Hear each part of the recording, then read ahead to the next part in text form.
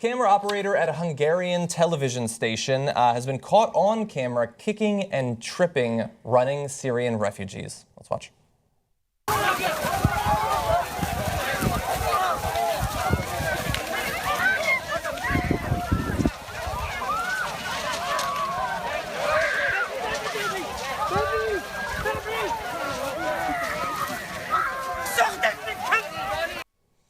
So the camera person that you saw there is Petra Laszlo of N1 TV. This was at the border hotspot of Röszke.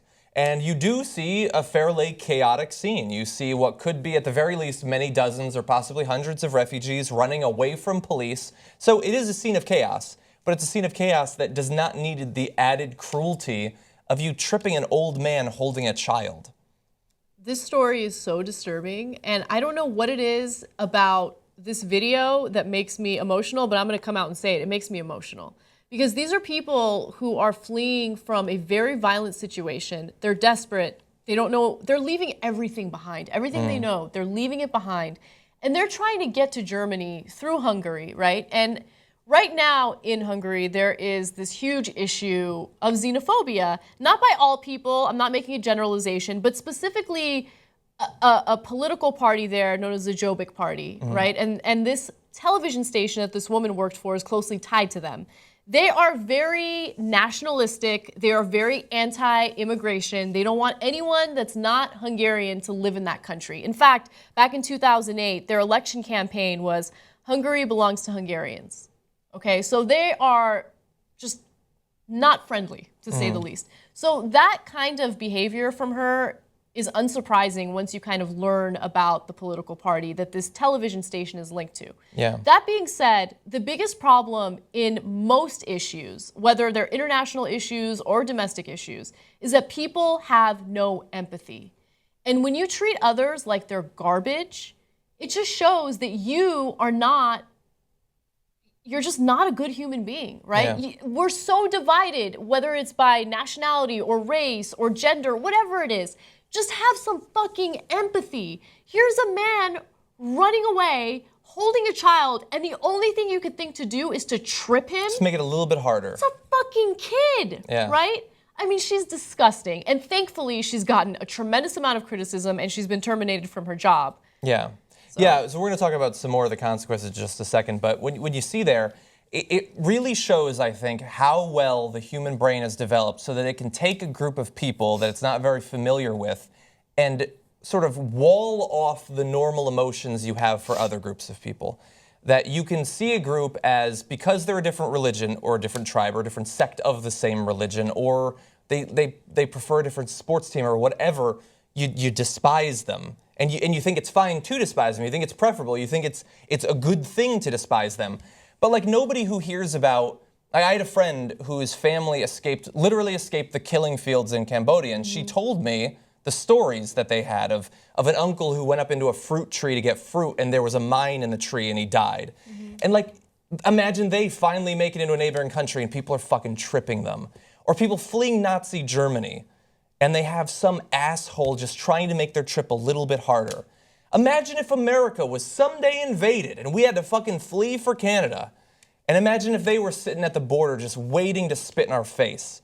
Yeah. It's like they see Syrians as a different sort of thing. They're not sympathetic figures. They're not like these other groups that we can imagine for other circumstances of horror like this. And we saw the same thing in our own country when it came to Katrina.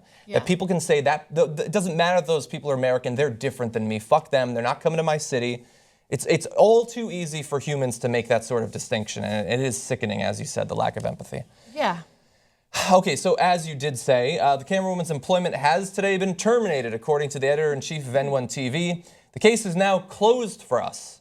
Well, I don't think that the case should actually be closed, because apparently you are employing people who are fucking terrible. God knows what they plan to do with the footage, because as we said, this television station has been tied to one of those far-right the parties. I do want to turn a little bit larger, because this isn't just one party or one television station in Hungary, and it isn't just Hungary, it is a bigger thing. You have the Prime Minister of Hungary, so this is not a camera operator, this is a politician in office.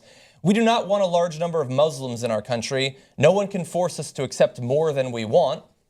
There were some people in America actually talking about how we should bring in people, but it should only be the Christians from Syria. And look, there are some concerns about the ability of particular countries to integrate large numbers of new people who are coming in without any resources.